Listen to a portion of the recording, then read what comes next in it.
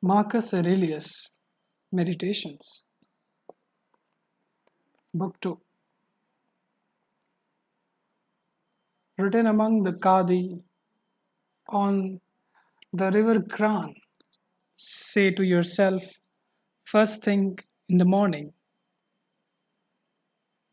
say to yourself, first thing in the morning, today I shall meet people who are meddling, ungrateful, aggressive, treacherous, malicious, unsocial. All this has afflicted them through their ignorance of true good and evil.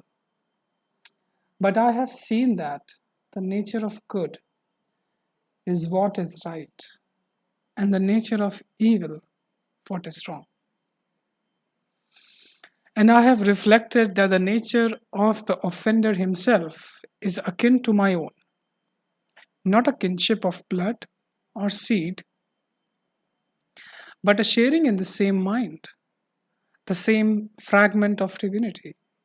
Therefore, I cannot be harmed by any of them, as none will infect me with their wrong, nor can I be angry with my kinsman or hate him. We were born for cooperation, like feet, like hands, like eyelids, like the rows of upper and lower teeth.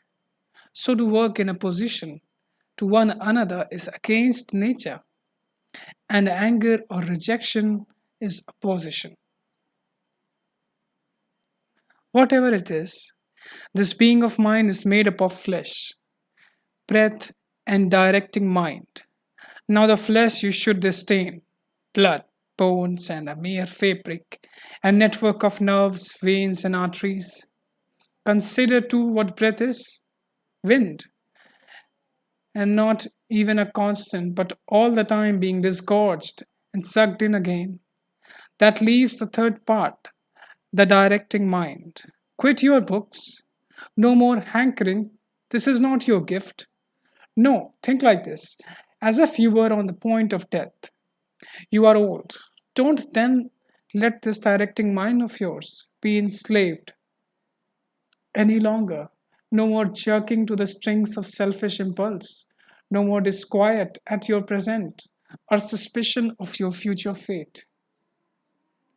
The works of the gods are full of providence. The works of fortune are not independent of nature, or the spinning and weaving together of the threads governed by providence. All things flow from that world, and further factors are necessity and the benefit of the whole universe, of which you are a part. Now every part of nature benefits from that which is brought by the nature of the whole, and all which preserves that nature, and the order of the universe is preserved, equally by the changes in the elements and the changes in their compound. Let this be enough for you and your constant doctrine, and give up your thirst for books, so that you do not die a grouch, but in true grace and heartfelt gratitude to the gods.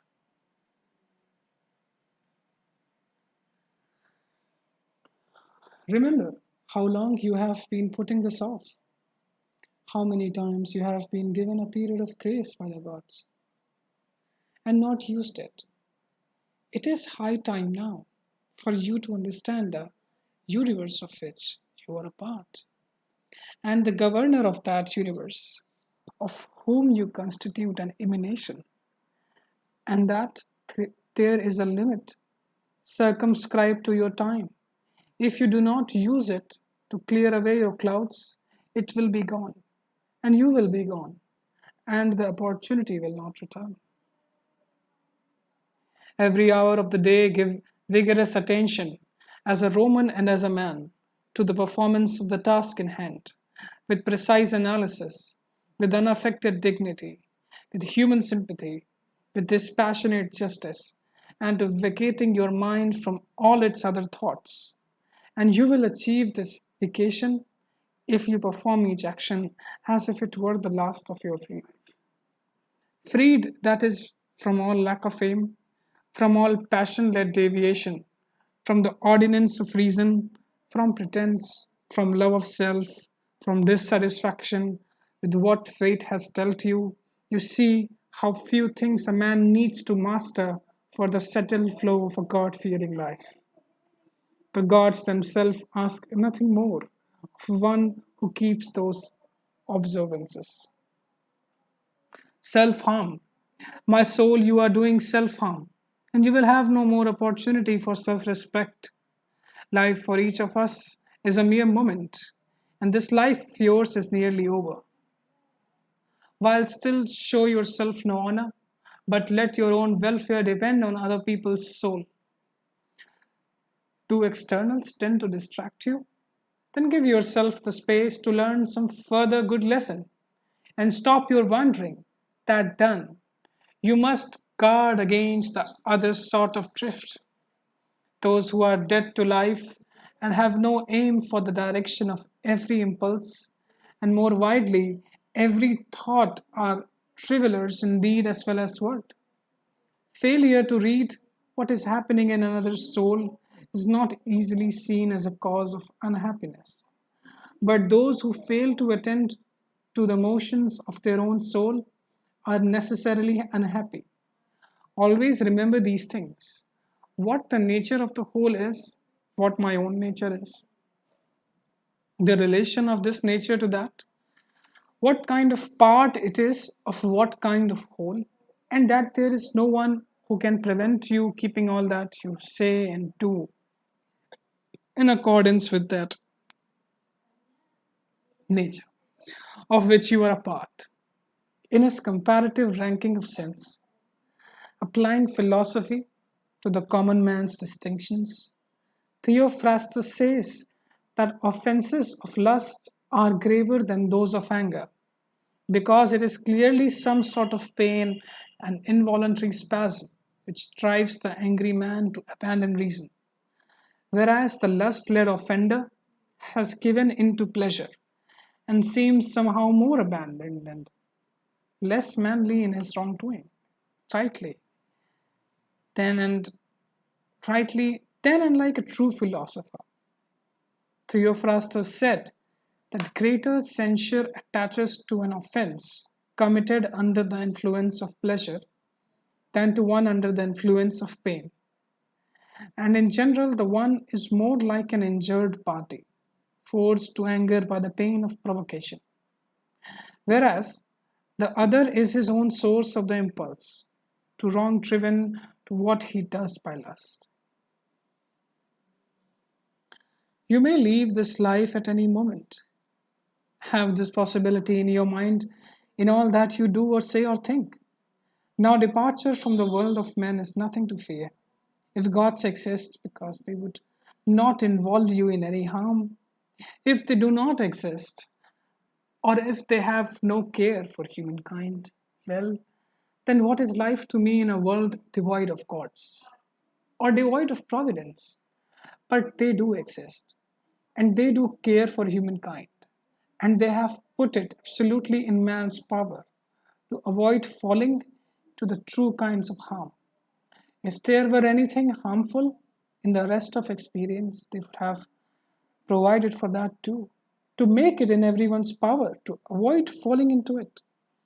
And if something cannot make a human being worse, how could it make his life a worse life?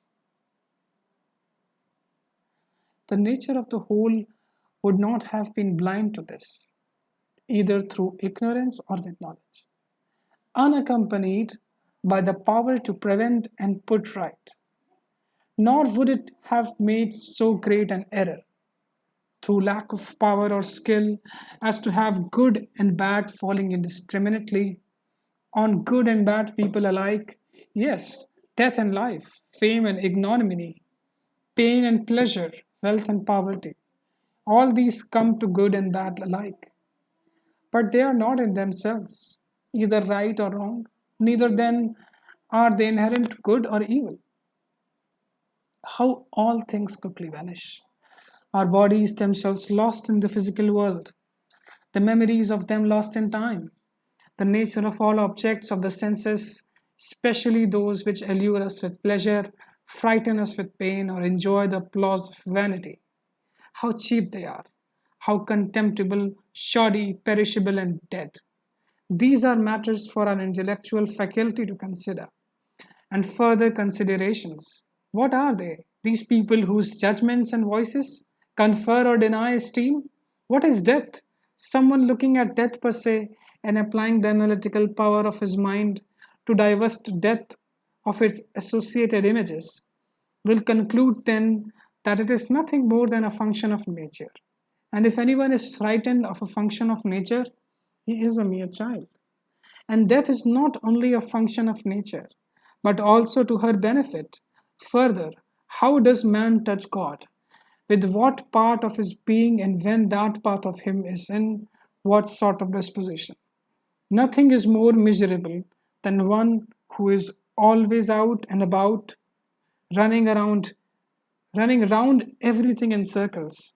And Pindar's words, delving deep in the bowels of the earth and looking for signs and symptoms to divine his neighbor's minds. He does not realize that it is sufficient to concentrate solely on the divinity within himself and to give it true service. That service is to keep it uncontaminated by passion, triviality, or discontent at what is dealt by gods or men. What comes from the gods demands reverence for their goodness. What comes from men is welcome for our kinship's sake, but sometimes pitiable also, in a way because of their ignorance of good and evil. And this is no less a disability than that which removes the distinction of light and dark. Even if you were destined to live 3,000 years or 10 times that long, nevertheless, remember that no one loses any life other than the ones he lives, or lives any life other than the one he loses. It follows that the longest and the shortest lives are brought to the same state. The present moment is equal for all. So what is passing is equal also. The loss, therefore, turns out to be the merest fragment of time. No one can lose either the past or the future. How could anyone be deprived of what he does not possess?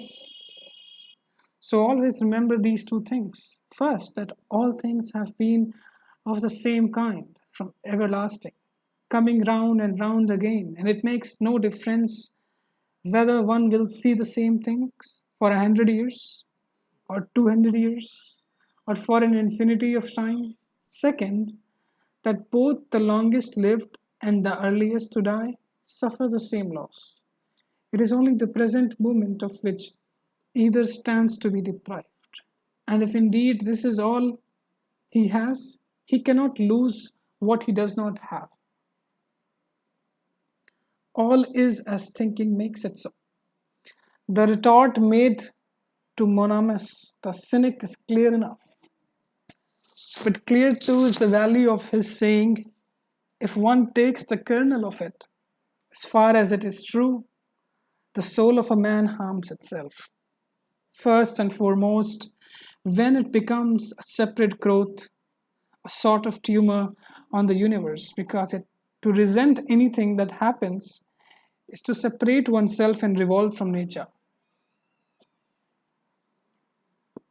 which holds in collective embrace the particular nature of all other things. Secondly, when it turns away from another human being, or is even carried so far in a position as to intend him harm, such is the case in the souls of those gripped by anger. A soul harms itself. Thirdly, when it gives into pleasure or pain. Fourthly, whenever it dissimulates doing or saying anything fiend or false. Fifthly, whenever it fails to direct any of its own actions or impulses to a goal, but acts at random without conscious attention. Whereas even the most trivial action should be undertaken in reference to the end. And the end for rational creatures is to follow the reason. And the rule of that most venerable archetype of a governing state. the universe. In man's life, his time is a mere instant, his existence a flux, his perception fogged, his whole bodily composition rotting, his mind a whirly cake, his fortune unpredictable, his fame unclear. To put it shortly, all things of the body stream away like a river. All things of the mind are dreams and delusion. Life is warfare and a visit in a strange land. The only lasting fame is oblivion. What then can escort us on our way? One thing and one thing only: philosophy.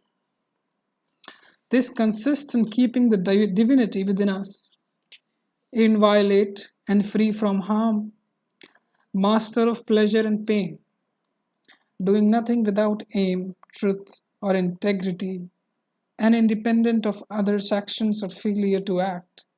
Further, accepting all that happens and is allotted to it as coming from that other source, which is its own origin, and at all times awaiting death with the glad confidence that it is nothing more than the dissolution of the elements of which every living creature is composed. Now, if there is nothing fearful for the elements themselves in the constant changing of each into another, why should one look anxiously in prospect at the change and dissolution of them all? This is in accordance with nature, and nothing harmful is in accordance with nature. Very nice. Thank you. Thank you.